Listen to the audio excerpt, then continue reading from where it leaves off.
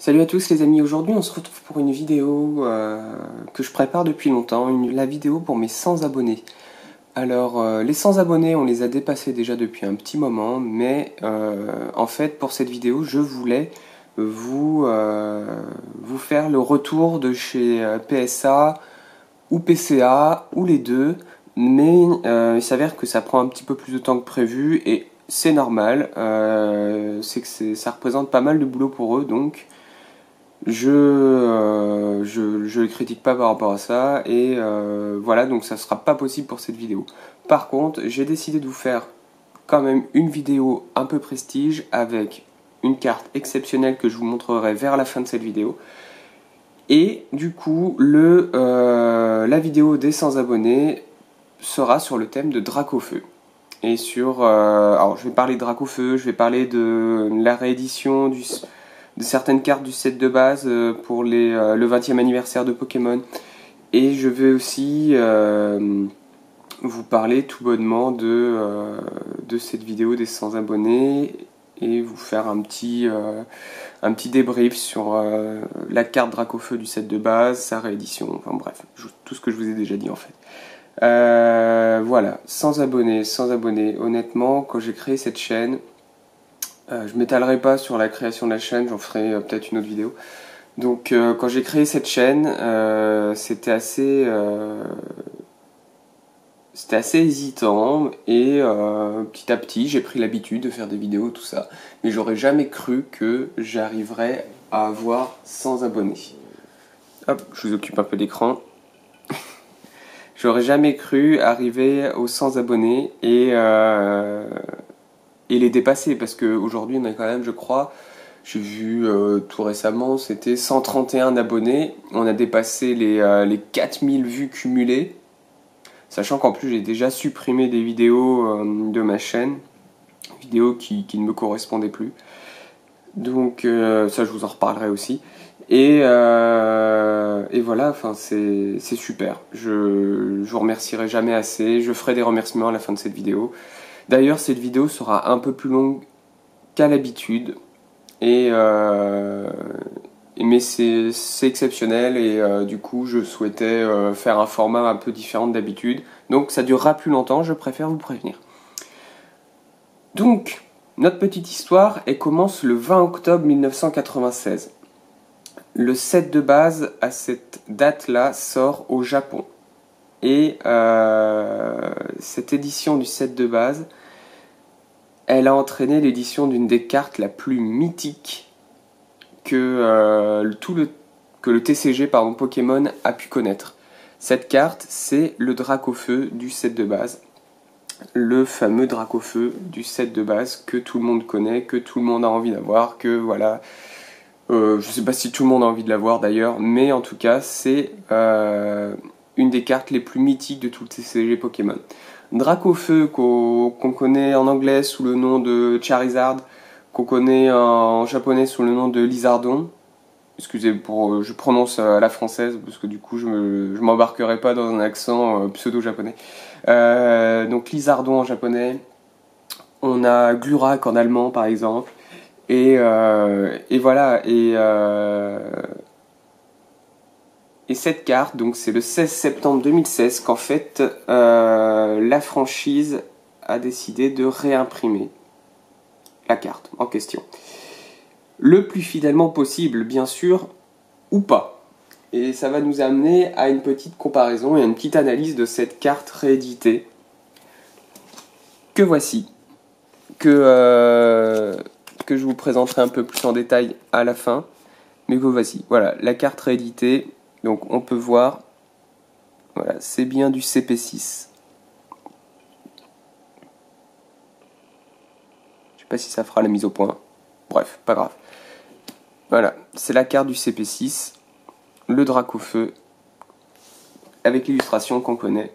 Et je reviendrai dessus à la fin pour vous la comparer. C'est vrai que pour venir titiller notre fibre nostalgique, ils ont même été jusqu'à rééditer le visuel des premiers boosters. Alors là, j'ai juste un booster vide à vous présenter, mais voilà. Donc ça, c'est celui du 20e anniversaire, donc tout récent, le CP6. Et sachez que le booster original était exactement pareil. Voilà, j'en ai pas pour vous présenter. J'en ai un du set de base, français, édition 1, avec le Dracofeu. Mais il n'y avait pas plusieurs visuels comme chez nous avec les différents starters. Mais du coup, voilà. Là, c'est l'original que vous avez connu. Si vous avez eu comment dire, du CP6 entre les mains, ou alors du set de base japonais. Voilà. Alors, est-ce que c'est la première réédition de la carte Dragofeu? Bien sûr que non.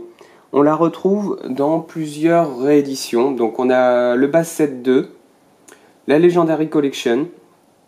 Je vous mettrai tous les liens par rapport aux différents visuels de cartes dans la description, bien sûr. On a Tempête de Diamant et Perle, où l'illustration en fait a été retravaillée. Ça reprend un peu la structure que vous voyez là, mais ça a été retravaillé un peu avec un effet 3D, pour lequel moi j'adhère pas trop, mais bon. Donc ça a été retravaillé, c'est toujours de Mitsuhiro Arita par contre l'illustration. On a aussi des rééditions un peu spéciales où vous avez la promo Game Boy 1 et 2, où vous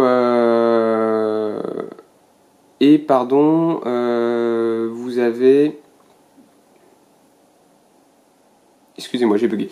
Vous avez, s'il me semble, la collection CD Print, où en fait c'est l'illustration qui a juste été changée. Donc toute la base de l'attaque a été conservée et c'est l'illustration juste dans le cadre qui a été changée, et ils ont décidé de mettre une illustration du Dracofeu de Ken Sugimori. D'ailleurs, cette même carte a été rééditée en carte promo, je crois. Je sais plus si c'est une carte promo ou une carte de la série, mais il me semble que c'est une carte promo. Donc je vous mettrai le visuel aussi pareil. Et par rapport à ces deux illustrations d'ailleurs, je vous laisse me dire, pour ceux qui les connaissent directement, pour ceux qui ne les connaissent pas, je vous laisse regarder le visuel. Quelle illustration vous préférez? Quelle illustration de Dracofeu vous préférez? Donc celle de Sugimori ou celle d'Arita? Voilà, je vous laisse débattre là-dessus dans les commentaires. C'est vrai que ils nous ont proposé vraiment deux belles illustrations sur ces cartes-là. Mais en même temps, qu'est-ce que serait Dracofeu sans cette première carte, comme je vous le disais, avec une reproduction pas si fidèle que ça. Enfin, quand même, hein, dans les grandes largeurs, c'est quand même super fidèle à l'original. Mais il y a quelques petites différences sur lesquelles je reviendrai un peu plus tard. C'est vrai qu'à vouloir de la nostalgie, ils l'ont bien travaillé, mais ils l'ont fait avec une touche d'actuel. Ils ont voulu quand même garder la ligne qu'ils avaient pris avec XY, enfin avec tout le bloc XY d'ailleurs. C'est-à-dire toujours plus gros, toujours un peu plus de brillance, d'attaque, de PV. Bref, un peu dans l'exagération. Enfin, après, ça reste assez fin sur le travail des rééditions du set de base. À titre de comparaison, j'ai pas l'original, mais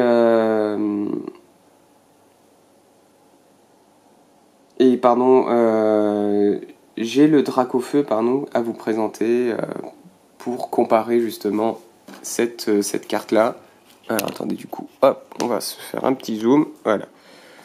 Donc pour comparer cette carte-là à la carte originale, je l'ai mais en français. Alors vous allez me dire, c'est déjà plutôt sympa d'avoir le Dracofeu du set de base en français, mais j'ai le Dracofeu du set de base qui vient plus précisément donc, de ce booster-là. Et donc vous l'aurez deviné, c'est le Dracofeu du set de base édition 1.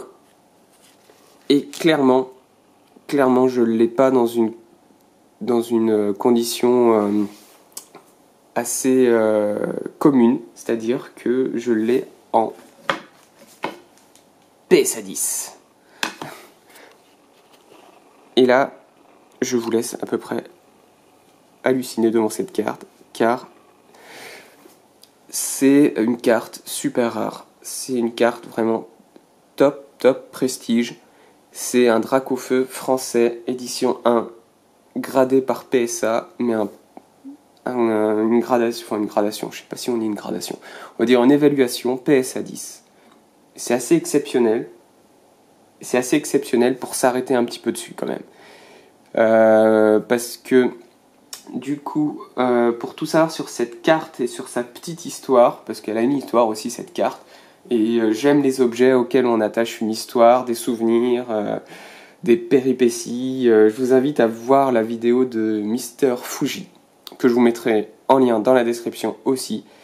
Et parce que cette carte, bah, vous l'aurez deviné, c'est une des 2 cartes qu'il présente. Et voilà. Je suis super content d'avoir pu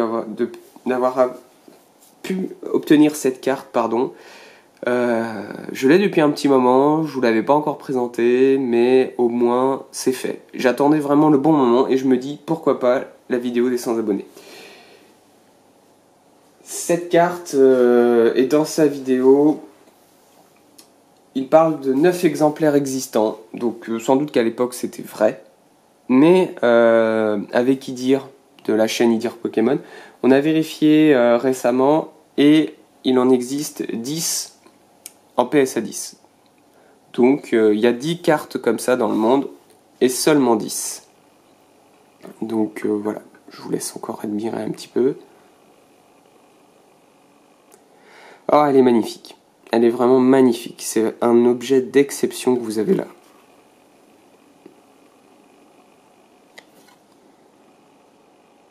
Magnifique. Rien à dire là-dessus. Elle est parfaite. C'est pour ça qu'elle est PSA 10 d'ailleurs. Mais bon, reprenons la comparaison. Là où on voulait en venir en fait. C'est-à-dire la comparaison entre ces 2 cartes-là.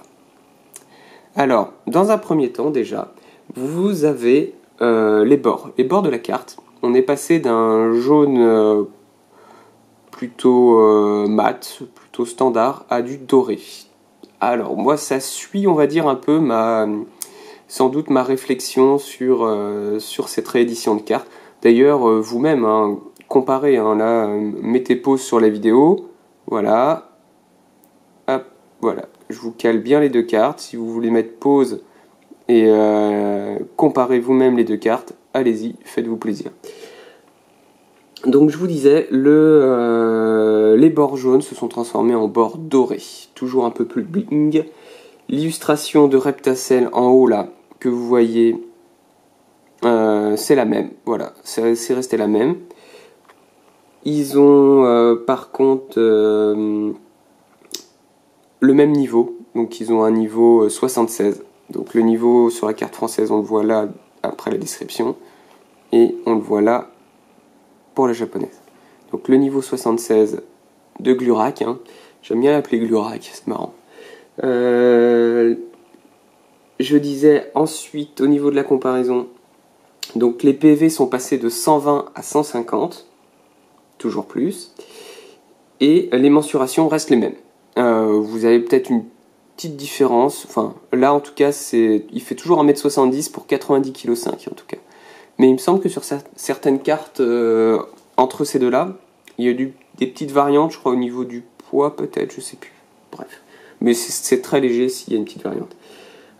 L'illustration, quant à elle, est un petit peu plus grande dans le cadre avec des contrastes plus marqués.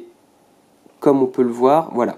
En fait, vous voyez bien que le Dracofeu prend un petit peu plus gros dans dans la réédition que vous avez là, comparé à l'autre. Je sais pas si vous vous rendez compte. Il prend plus de place dans le cadre en fait. C'est comme s'ils avaient zoomé sur lui. L'autre chose, c'est que, alors, il y a l'âge de la carte qui fait que peut-être les couleurs sont un peu passées, mais clairement, ils ont rendu les contrastes plus importants, ils ont foncé un peu la couleur du Dracofeu pour justement marquer les traits et le rendre un peu plus impressionnant. Ensuite, vous avez l'holographisme aussi a changé un petit peu, vous pouvez le voir hein, en bougeant la carte. Bon, ça c'est parce que c'est un holographisme un peu plus actuel, je pense. et que il y avait peut-être des difficultés au niveau de la conception pour récupérer un graphisme comme sur cette carte-là, je sais pas. Ensuite, où j'en étais, parce que du coup je me suis fait une petite liste avec les points comparés, hein, bien sûr. Je vous fais pas une vidéo en impro là. Vraiment, j'ai essayé de préparer la chose. On en est déjà un quart d'heure du vidéo. Donc voilà, j'espère que je vais réussir à boucler ça, peut-être en moins de 20 minutes. Donc, que dire d'autre?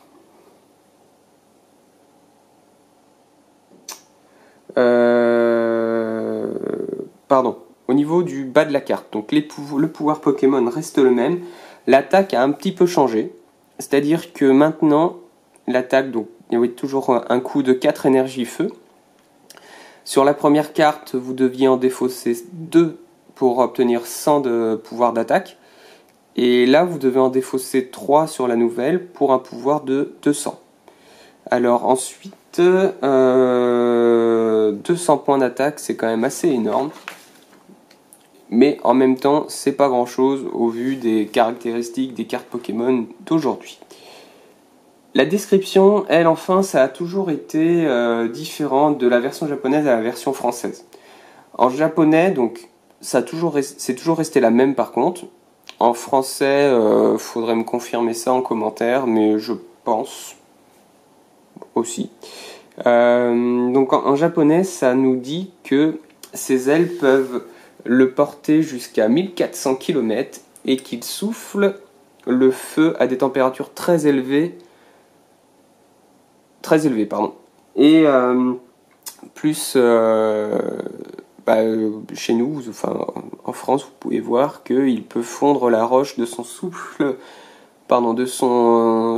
brûlant, si je ne me trompe pas. Non, c'est ça. Et il est souvent la cause de nombreux incendies. Bon, à vous me dire de celle que vous préférez toujours, hein. Voilà, vous avez ces deux cartes, et ces deux cartes sont magnifiques en tout cas.